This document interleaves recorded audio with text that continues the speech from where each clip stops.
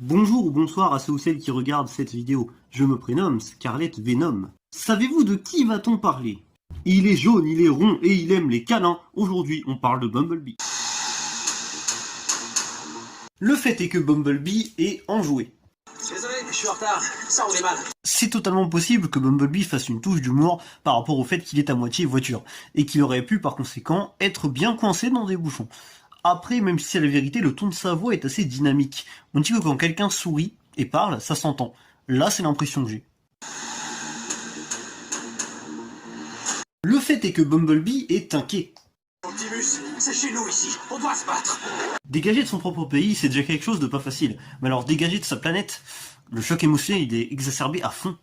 D'une certaine façon, un astronaute doit souvent être confronté à ce sentiment, je pense. Au moins, lui, il n'a pas l'inquiétude de se dire que sa planète se fait bombarder tous les jours, absolument partout. Le fait est que Bumblebee est confus. Je veux de mal à personne. Effectivement, les soldats sont devant un robot extraterrestre et c'est logique qu'ils soient aussi confus, mais mettez-vous à la place de Bee, c'est aussi son premier contact avec des humains et les mecs sont grave armés. Le boug il peut que être tout calme. D'ailleurs, c'est en Californie que se passe le film, et c'est aux États-Unis pour être plus précis. La suite va sûrement se passer comme ça. Attendez, je suis pas une menace. On tire d'abord et ensuite on pose des questions. Le fait est que Bumblebee est loyal. Je ne parlerai jamais. En pleine guerre, il y a des informations à ne pas révéler. Et c'est vachement cool qu'un film Transformers nous mette une scène de genre avec les deux factions s'affrontant. Je trouve que ça permet de crédibiliser le climat. Le fait est que Bumblebee est vif. B-127. En tant que membre de la résistance Autobot, tu es un traître à Cybertron. Et pour ça, je te condamne à mort.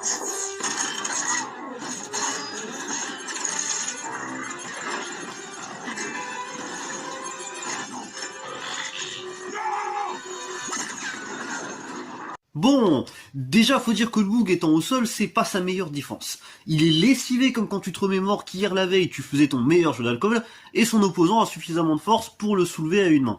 Malgré tout, damn, cette vitesse de réaction, tu m'étonnes que Mr. Seeker soit choc barre. Carrément il finit en puzzle, trop rapide le bi.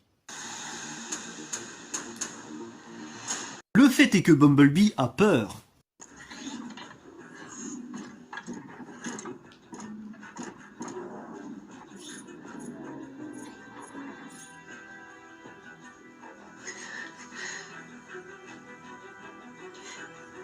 Salut.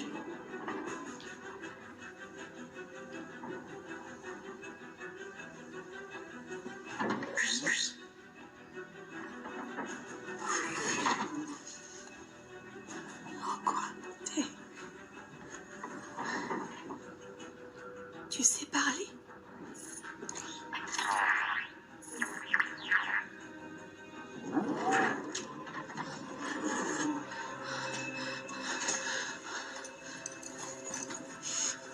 Je vais pas te faire de mal. C'est intéressant, je trouve, d'analyser la réaction de Bumblebee. Tout d'abord, le personnage recule, comme par peur que l'être se trouvant devant lui saute dessus. Et ne levez pas un sourcil, on vit dans un monde où il y a l'arachnophobie. Une araignée est bien plus petite qu'un être humain. Et si c'est pas le cas, soit tu consultes, soit notre planète est envahie par des humanoïdes araignées. Flippant. Et enfin, il y a la vision de se faire encore plus démolir la gorge à la vue d'une clé à molette. Le fait est que Bumblebee est mignon. Bon alors, on dit qu'on est ensemble, ok? On roule tranquille et voilà que... Oh, quelqu'un arrive, cache-toi! Cache-toi, mais cache-toi!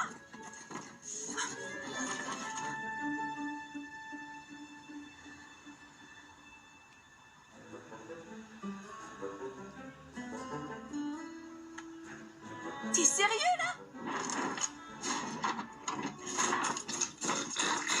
C'est trop tard, t'es foutu déjà! Évidemment, quand je dis qu'il est mignon, je parle de la façon dont il se cache. Je dis pas qu'il est à mon goût ou je sais pas quoi, commencez pas. Pas de mécanophilie dans cette vidéo. Arcy en revanche... Le fait est que Bumblebee est marrant. Alors d'abord, tu prends un de ces trucs et tu vois la caisse là? C'est notre cible. Voilà. Et tu le balances dessus. Je pense qu'on a... Et pour être si toi tu es l'hémorroïde. Bon bah. Qu'est-ce que tu...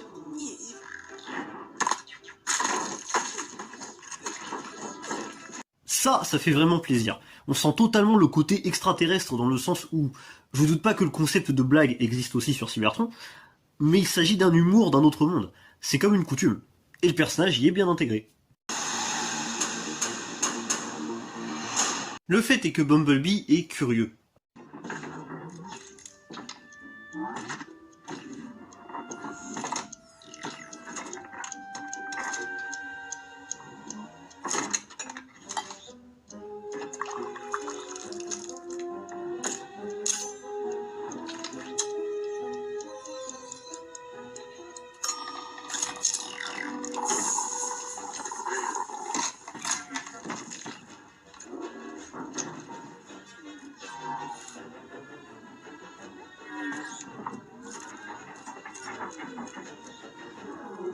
C'est fou comme tout paraît si petit dans les mimines de Bee. Il a un air intrigué et voit possiblement des objets qui n'existent peut-être même pas sur Cybertron.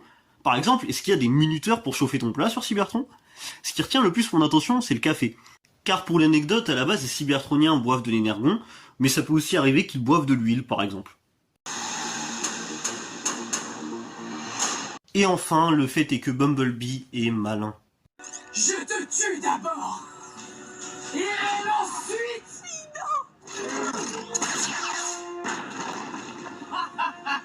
Viens goûter.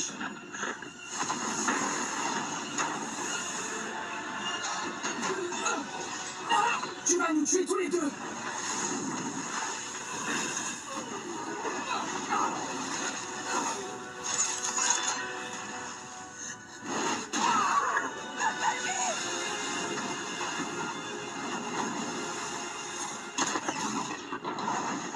À l'origine, Bumblebee est un éclaireur et pas l'autobot le plus puissant. C'est là où ce film m'a conquis et c'est même à mon sens le point le plus important. Quand Bee bat ses adversaires, il utilise ce qu'il y a autour de lui à son avantage. Car même s'il n'a pas une plus grosse force physique qu'eux, les ressources à sa portée peuvent faire très mal. C'était donc les 10 faits sur le Bumblebee du film Bumblebee, et nous nous retrouverons pour la vidéo sur le prochain personnage de ce même film, ou une vidéo stop motion, au choix. Mais dans tous les cas, l'aventure n'est pas terminée. Ciao!